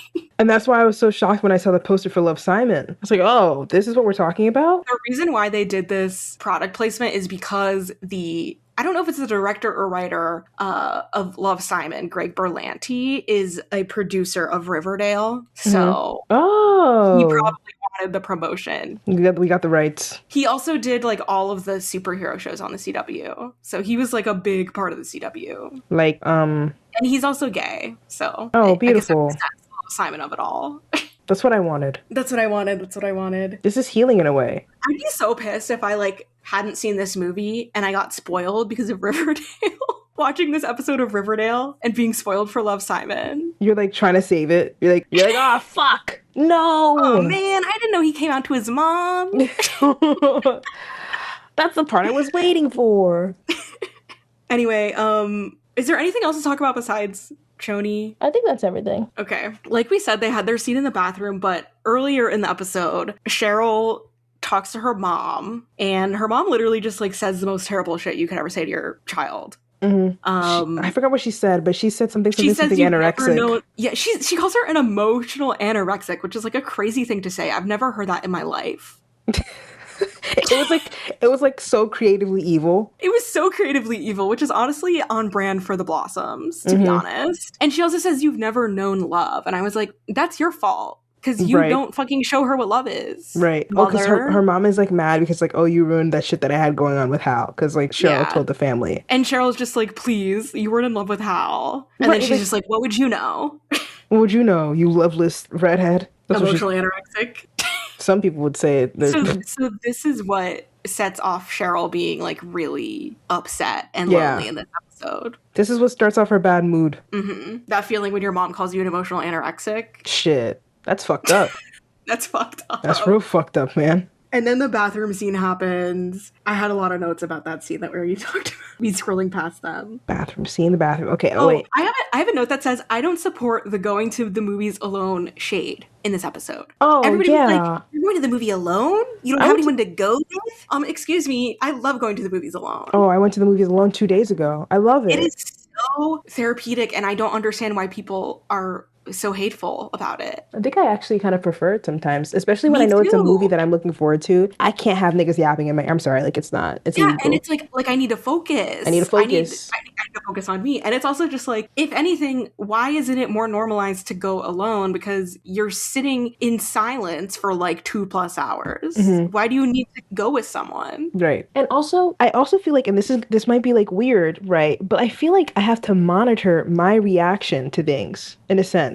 Yes, because it's like that thing when you're like obsessed with something, but you're trying to be normal because like other people are normal about it. Yes, exactly. And it's like, like I'd rather go see it by myself. Like I just want to be, like I want to geek out about it by myself. Exactly. No judgment. Exactly. Just, 100%. Right. Okay, we're on the same page. Normalize going to the movies alone. And it is normalized. These people just well, it's not normalized. But we're gonna do it one at a time, one day at a time. We're gonna fucking figure this shit out and get to the bottom of it, I think. But you know what? It's okay because it became a gay date for everyone. Everybody had a good time. Okay, so then there's a scene with Cheryl and Tony at the movie theater because Cheryl sees her mom. Her mom's like suitor comes over, which is like, again, why do you have to be doing this in-house? No decorum, no nothing. Yeah, and then so Cheryl wants to get out of the house, understandably. So what does she do? Of course she goes to the movies to see Love, Simon. Because duh. I heard this cute little gay film coming out. I'll go take a seat, like whatever. Yeah, and Tony's there too, because it turns out Tony was going with Fangs, who's another gay character who's not in this episode, but they kept mentioning him. I thought it was cute that Tony and Fangs were going to go see this movie together. Don't they have a baby or something? In the future, yes. Wow, spoiler. Oh, sorry. Sorry to everybody.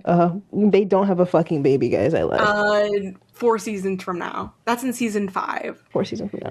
I was so close to getting there. It's like post-time jump because Vanessa Morgan was pregnant in real life. Damn it, we got to do something with this. We have to do something about this, yeah. And she was like really pregnant. Like you could not hide it. You couldn't even hide it behind a lamp. They were legit filming that shit. She's like 8 months pregnant. Like... That's camp. Anyway, it is camp. So, first of all, earlier when I was talking about the symbolism of Veronica being in between Archie and Hiram, let's talk about the symbolism of Cheryl wearing nude lipstick in this scene. Cheryl's always wearing her signature bright red lipstick. Right. And then this is a scene where she's being genuinely vulnerable with someone. she's wearing nude lipstick. Like, wow. Like, that's definitely intentional. And she redid her makeup because she was wearing different makeup before this. And her tone of voice was different too. Oh, and 100. She was so genuine. She was so genuine. No, and in there's another scene where her voice changed before this, where it was at the movie theaters. Yeah, it's at the movie theaters. Where she's like, yeah, my life is fucking sucks and I'm really fucking lonely. Yeah, basically, like, Tony walks up to her and she's like making fun of her because earlier Cheryl was like, I'm Cheryl Bombshell. So Tony's like, oh, hey, Cheryl Bombshell, whatever. And Cheryl's like, are you stalking me? I think this is I love this scene. Like, I think this is like such an underrated scene with them. Cheryl says, yeah, are you stalking me? And then Tony's just like, no, I'm not stalking you. I was coming with fangs. And then Cheryl just kind of like looks sad. And so Tony asks her if she's okay. And then Cheryl legitimately is just honest and tells her, which is like crazy. Big growth for Cheryl. But Cheryl's been waiting for this moment. She yearns for connection. Needed someone to ask her. Like, please. And Tony's here. What if Tony was stalking her? They're like stalker ex-stalker. That's cute. That would be great, but I don't think it's in character for her. I was just trying something out, something new. Stalker x stalker. Let's write the AU. Let's pull up AO3. I'm writing. I'm writing. I love how Tony, so basically Tony like invites her to sit with her, and I loved how she was just like so chill about it. Like the way that she said no pressure was like actually so comforting. It's like when like in a way you're like trying to approach like a scared dog. Do you know what I mean? Where like like the dog like could bite, but you like have to be calm, because if you show that you're scared, then they're gonna get scared to bite you. But if you show that you're calm, like you'll be like, you know, 100%. That's what it was. Yeah, and it was also like I feel like maybe she knew that Cheryl might have like a bad reaction to like the idea of like, I don't know, like being on like a pseudo date. So she's just like, it's like no pressure, like I have an extra seat, don't worry about it. Like she wasn't being like direct and being like, I'm asking you out or whatever. Anyway, Tony's an angel and she's perfect. She's basically an angel and perfect. My woke queen who's gonna fix Cheryl up real nicely. Literally, I can fix her. She really said I can fix her, and she does, kind of. She does. I mean, she helps her open up for sure. And that's a big step. Because then we see them watching the movie. It's so funny that they like actually showed this scene of the movie. It was promo time. Yeah. Like a commercial for Love Simon aired right after, I'm sure. Oh, I'm sure. Where Simon comes out to his mom, Jennifer Garner, and she's like being really awesome about it. And Cheryl's so like crying. She's so pretty. Cheryl's watching this like, wow, I'd come out to her. No, she really is like, I'd come out to her, not my mom. I mean, who wouldn't come out to Jennifer Gardner? Please. I would. And then I would too. So you free tonight? Right, exactly. So what you doing tonight? So they go to Pop's. They go to Pop's afterwards. Tony clocked her tea. She's like, hey, I noticed that you were crying during the movie. Pussy. You pussy. Cheryl says, I never cry at movies. Real life is tragic enough. That literally has to be one of the most depressing things I've ever heard. Yeah, like dead ass. Like, okay, lighten up. Wow. No, I'm kidding. Like, damn, bro. Okay, Batman, damn. No, literally, like, Rob Pattinson as Batman. Mad depressing, dark as fuck. Never light out. Oh, man. Anyway, there's some things that I wanted to say. There's a score. There's like a theme in the score that is like Cheryl and Tony's theme that plays whenever they have scenes together. Aww. And it played for the first time in the scene at the movie theater, and then it played again in this scene. I didn't know that. And it's like so amazing that like literally the first time they were getting scenes together, they already have like a dedicated theme. I didn't know that was happening. Yeah, I believe it's called, what I wanted. Go look at like the Riverdale score on Spotify. I think it's called I Was in Love Once. Oh, because that's what Cheryl says to Tony in this scene. What's your favorite Glee score? Because you know they have like the ones. I really love the one that they play like whenever something sad's happening, or it's like what's that one? It's like piano. Oh yeah, I think I like that one too. It's like it doesn't have the sound like the. I feel like there's like a moment. I feel like there's like a Faberry scene that has like a score where I'm like, ooh, that was good. No, that's fine. Like, Bumblebee. They're about to get slushied.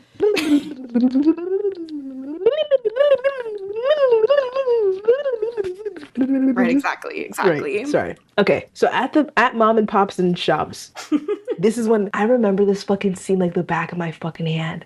I started saying the words with Tony. huh. I was like, You're sensational. yes. I That's was like, and everybody fucking knows that quote. when I was thinking about like, oh, what is she gonna say next? And I was like, oh, sensation. I was like, there's no way she actually says sensational. Like that's low key, like a little corny.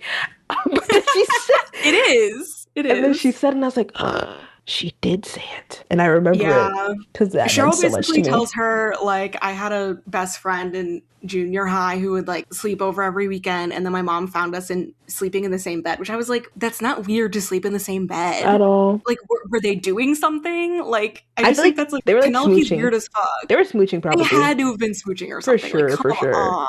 Yeah. Low key, what was Shadi's name? The best Heather. friend? Heather. You think she was black? I think she was. No, I actually know the answer to that, so I'm not gonna. Wait, there's an answer?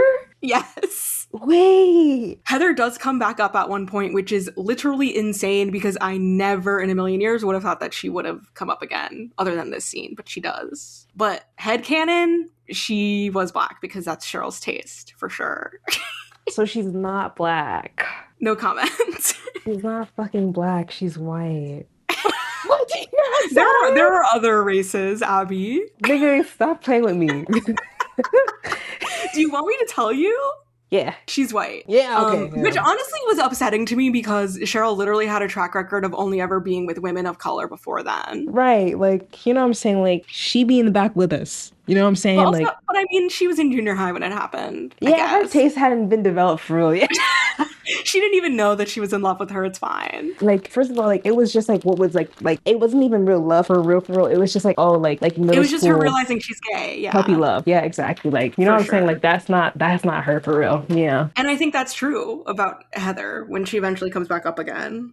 What season is that? Season 6. So it's like, it's clearly not something that they had planned. Mm-hmm. And then they were just like, oh, we need another character. And they decided to introduce Heather. I guess, I don't know why I guess they wanted to give Cheryl a love interest because at that point, Tony was with fangs. having her baby with fangs. Yeah. Mm-hmm. Oh, anyway. So they have a little something. Is that what I'm hearing? Yeah, they do. You know, Lucy, I'm not mad at her having like more than one love interest. No, neither am I. She has another one at one point after the time jump as well. And like I was always here for it because like if she's not with Tony, then like yeah, let her freak out. Like let her les out with someone.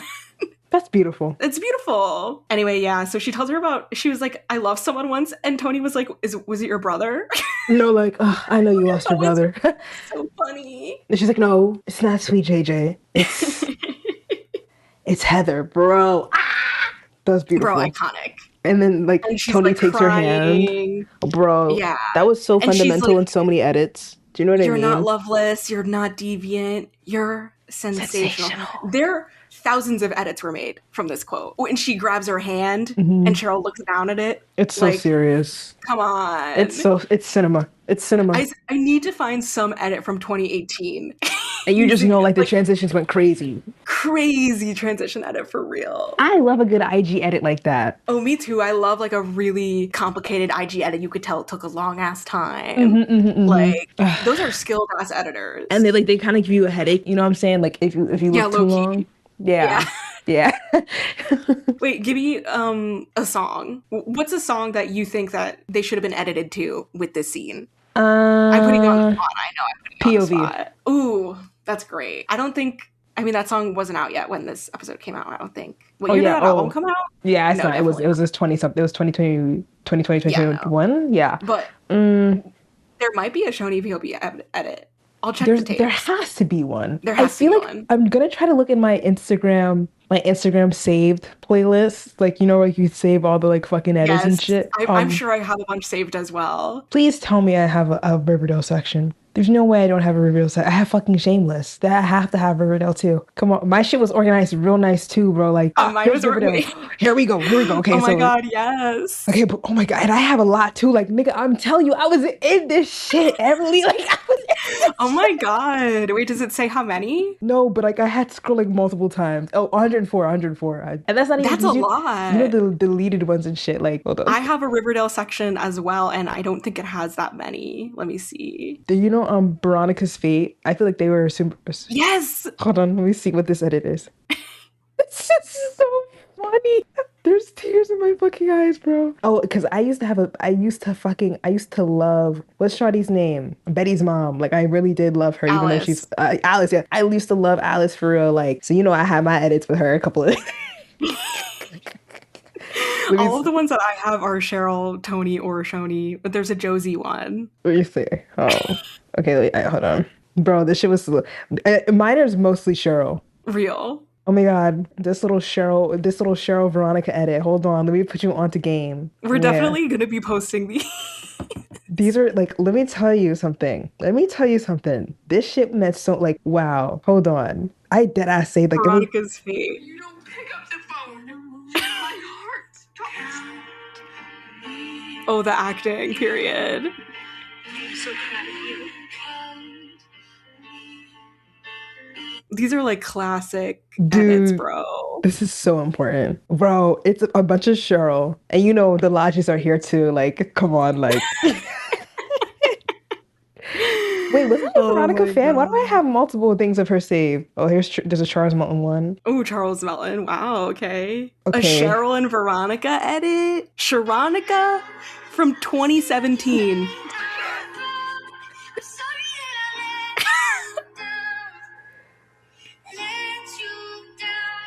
Cheryl, wait. Wow, this is like so iconic, bro. Dude, like, okay, we can obviously like, cut this out, but like, this is like, I need you to see these live. Like, I'm sorry, I need to see your reaction live. No, definitely. I don't even know if I will cut them out. I feel Okay, like people will good. enjoy this. As long as I like link them. Like this little Lily Cammy moment, like, oh, like this was like, that was like friendship. That was so powerful. I'm sure there's one coming up of Are you kidding me? No. Yes. Do any of these The ring a intro. bell to you? No. I think all of mine are like Shoni. Ooh. Okay, that fucking 8. That at an 8. Thank you. Oh my god. This little couples ed. Oh wow, what is this? Wow, this has a lot of likes. 21,000 likes, Jesus. Dude, remember the song River? Veronica's Fate has 72,000 followers on Instagram. Dude, because oh my god, dude, I had so many Cheryl one. Oh, this one. Oh, this is so serious. This is dead ass so fucking serious. Like, It's so serious, bro. I have so many, like, I really had a big crush on Madeleine Petsch. It's really coming clearer to me. Like, I'm finally understanding like the scope of it all, because it's so much Madeleine Petsch. Like, this was formative, actually. Another one. Bro, I cannot wait till we get to the episode. This season, wait, don't tell me. Be honest with me. Care about me more. Oh, my Shayla. Wait, you can't wait till we get to what episode? Where they have to save her? You mean in season 1? What do you mean? No, where they have to save her from the conversion camp. Oh, okay, yeah. Yeah, that's this season, of course. Oh my gosh. No, they're sensational. Oh. We're here to rescue you. Oh.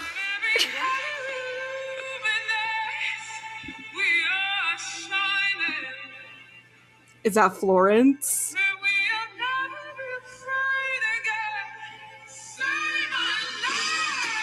Oh my god. These transitions. And I used to fucking love FP and Alice too, bro. Yeah, me too. Oh my god, bro. Hold on. Oh my god, wait, that's classic. Like, you're gonna laugh. Hold on. This is liked by Vanessa Morgan. I got her tea. This edit. Yo, she was always liking all of the Shoni stuff. She was real. She knew real. Oh my god. Well, I was like, bro. Yo, low-key, I was on my Shetty shit back then a little bit.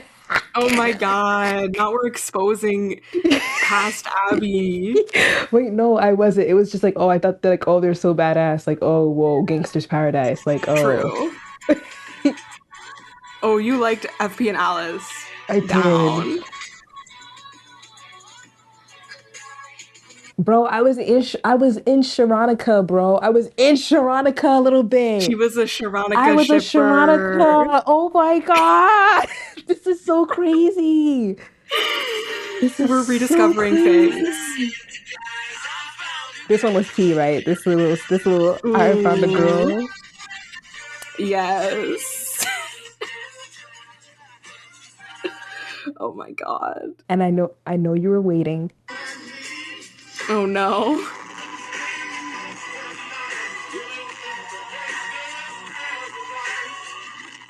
Wait, they kind of ate. It really did. Oh my god, that like old style of audios where it was just like a big like boosted audio. It's like so distorted. Oh, this little 40 like, and I had hits in my shit, bro. 43K, 34K. Yeah, that shit's crazy, bro. Sharonica's. Sam Smith, of course.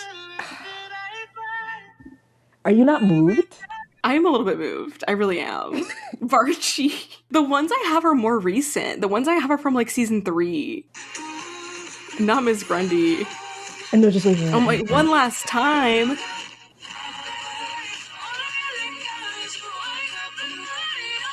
Ooh, wait, I kind of felt something.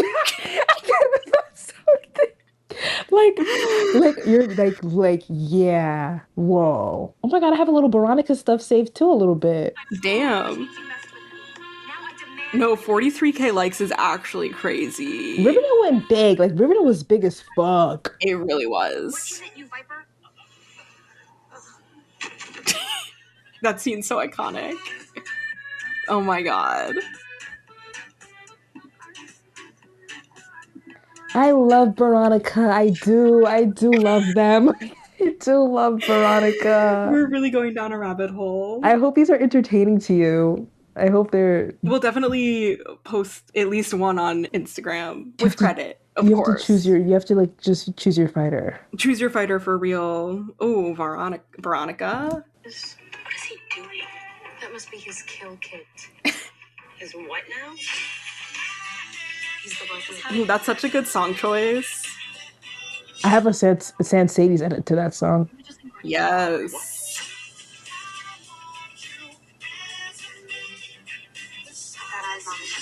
He's hiding something. I can't with those fucking audios. Dude, this has 123K likes. What the hell? Is it Veronica? I think it's just Betty Big Mama. Oh, people love Betty. The people love Betty. I'm actually so excited to finish the show. I really am. Like, it's gonna be a long time. It's gonna be like 1819, like 2088. Welcome to Riverdale. We're both like married with 4 kids. Shut up, kids. Mom, I'm hungry. Shut up. Shut up. I'm defending Betty Cooper on the internet. Wow, this has holy shit. This is from season 3, this edit. Do you know that one edit on Twitter that's like literally like a whole fucking movie, and it's like mad, it's like long, but it's like so fucking like beautiful? The Riverdale edit? Yeah. To what's the name of that song? The End Times? Yes. And it's like to the oh my god, dude. That's oomph. That's oomph? Yes, that's oomph. You lie. I tell her every fucking day she has the best Riverdale edit in existence. That is like the fucking Riverdale edit. No, dude. like she really fucking does. It's so good. I think about it. It's so fucking amazing. It deserves to have like millions of views. It literally deserves an award. I can't even imagine how long it took to make that. Did you ask? You didn't ask? I think she said it took a few weeks for her to get all the clips together, but like I can't even imagine how she went about finding the clips. Exactly. When you watch it, it's like, how did you know which clips would fit here? You know what I mean? This is how I feel about editing, where it's like I had the idea, it's like I have idea for like certain clips for certain parts, but it's like for everything else, yeah, it's the worst part. I don't know how y'all do it. You have to like go through the whole thing and find it. Yeah, it's really time consuming. You know the voice note that I accidentally sent? I was texting Emily. Texting Emily about like, oh, I'll be done in like 15 minutes. And I accidentally started like voice recording as I was watching. I just get a voice note where she said, man, I should have saved it. Oh, I still have it. Okay, good. I just get a voice note that's like, it's still going? I'm talking about the episode because it's like it has just a sliver left, but like it's still going. Like, bro, like how much more can we be talking about? I know. I felt the same way at the end of this episode. I was like, damn, Cheryl just came out. Like, we have more? Like, we really don't care. And I think it was something with Hiram and Archie, but I just don't even give a shit about it. It was Hiram and Archie and then Betty, like, arriving back home on her house. Yeah, like... Which we didn't even talk about, but, like, we don't gaff. Like, who cares? Like, she got home. Archie and Hiram had a conversation. Hiram said that Archie did the right thing. Yeah. Yeah, who cares? Nobody cares. Then I was just like, enough. I got my fill. I saw what I need to see. I didn't hear anything after she said you're sensational. No, it was like, no, literally me either. Like, I literally almost closed my laptop. And it just kept, and that's why when I said, like, it's still going, like, I thought this was like, oh, like, boom, like, cut right there. And it kept going, dude. So that's the episode. That's the fucking episode. I did write down some lines. I think it's really funny that Veronica says TTFN Andre when she says bye to him. That man does not know what TTFN means. Neither do I. Ta-ta for now. Oh, okay, yes, of course, yes. It's very, like, early 2000s of her. Right, when Betty and Jughead are, like, kind of bickering in front of this is when you said that Veronica's autistic. She didn't understand why they were arguing. She says, toxic twin alert. I knew things weren't kosher in the state of Bughead. And then when FP calls Jughead to tell him about the trailer park, Betty says, if that's Cheryl, tell her everyone kissed and everyone kissed everyone and it's over. And nobody invited her? Like, boo. Well, tell her that we had an orgy without her. That's so fucking fucked up. That's rude as fuck. Kevin tells Moose and Image, I'm just going to this gay rom-com alone. Me as fuck. And then before Jughead and Veronica kiss, Jughead says, a Bughead kiss right now in the present might be what it takes to save a future Bughead from imploding. Okay. Snooze. Lame as fuck, Jughead. Cheryl gay moments. The episode. Now we're getting to the point in the show where we don't have to be, like, looking for them because she is gay now. Because as we know, she wasn't because before. Woke. She's gay because of woke. Boo. She's gay because of woke. So what I'm going to do now is point out, like, less obvious gay moments, which to me is her meddling in the heterosexual drama with the core four. Yeah. And also her going to see Love, Simon alone. Because that's what a gay high schooler is going to do. They're going to go see a gay movie alone. Gay alone. Gay and by herself. Gay and by herself. But yeah, this is an iconic episode. I mean, I've been waiting to get to this episode. I honestly low-key can't even believe we got here. Really? That, like, we still are doing the podcast. Tell me more. I just thought we'd stop after like 3 episodes. I mean, to be fair, like, we have not been recording every week. So, like, I guess it's not like full, you know, I guess we've been slacking a little bit. But, like, yeah, I low-key kind of did think that we weren't going to make it that far. So we're not even, you're like mad as fuck. You're like, we're not even going to see a real lesbian. We're not gonna get to see Joni. No, there's so much good stuff in the show though that it's like we can't stop here. No, like we can't stop here, but like at some point there's like where it's gonna be like once in a minute. It's gonna probably have to be on weekends actually, like once a month. Or we just like do like a bunch at a time. I was looking thinking of telling you that. Like we have to like backlog like a bunch of stuff. That. If you want to do that, that would be a lot easier for me. Yeah, I think backlogging is gonna have to be something that we should just like watch a few episodes in a row and then record them. Yeah. Even like a 2 episode at a time. Actually, no, we can't do 2. It has to be different episodes. Yeah, not at a time. We won't do that again. Oh my god, what if we already did that? Something so cute, something so fresh and so cute. Like, just hear me out. What if we have a Riverdale day where we just watch Riverdale all day and then record right after? Like a Riverdale marathon. Is that crazy? And then like talk about all the episodes that we watched? No, but like it's like, okay, watch an episode, record. Watch an episode, record. I'm down. Or we could even do like live. Just like spend a whole day. Live reaction episode. We should try that once. We could do that as like a bonus episode for sure. Yeah. Like, I feel like I've been thinking about like I've been thinking about the musical episode, and I was like, I low-key want to do, like, I think it would be really fun to do something special with that episode. Like, in addition to, like, I was like, what if we could get like Lena and or Ian on? I feel like they would know that'd be fun. I feel like they would know about the musical stuff. And we'd have to drink something. Yeah. I'm just kind of trying to get us to drink. Let's end this episode. Obviously, I have issues. Yeah, we gotta end it. It's late. But yeah, this is iconic episode. Yeah, iconic episode.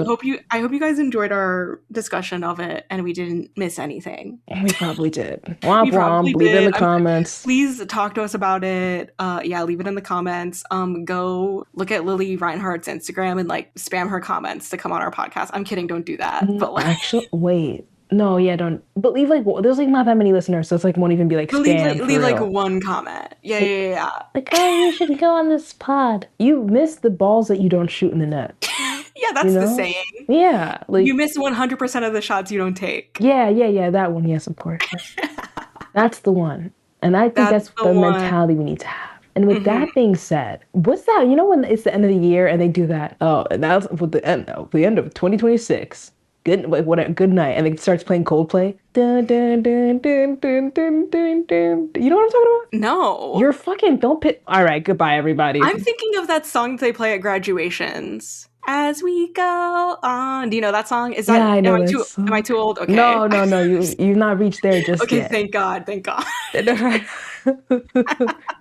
No, it's like, and with that concludes the 2026 da, da, da, da, da, or whatever, and then if they start playing like a Coldplay song or something, I'll send it to you. Okay. That's Okay. okay. That's a whatever. Anyway, yeah, go follow us on all the social medias. Yeah, do what you do best. Let us know your thoughts on this episode. Mm-hmm. Anything else to say, Abby? Do you think gay people are real? Great question to ponder. We'll think about it and get back to you guys in the next episode. Okay, bye everybody. Bye.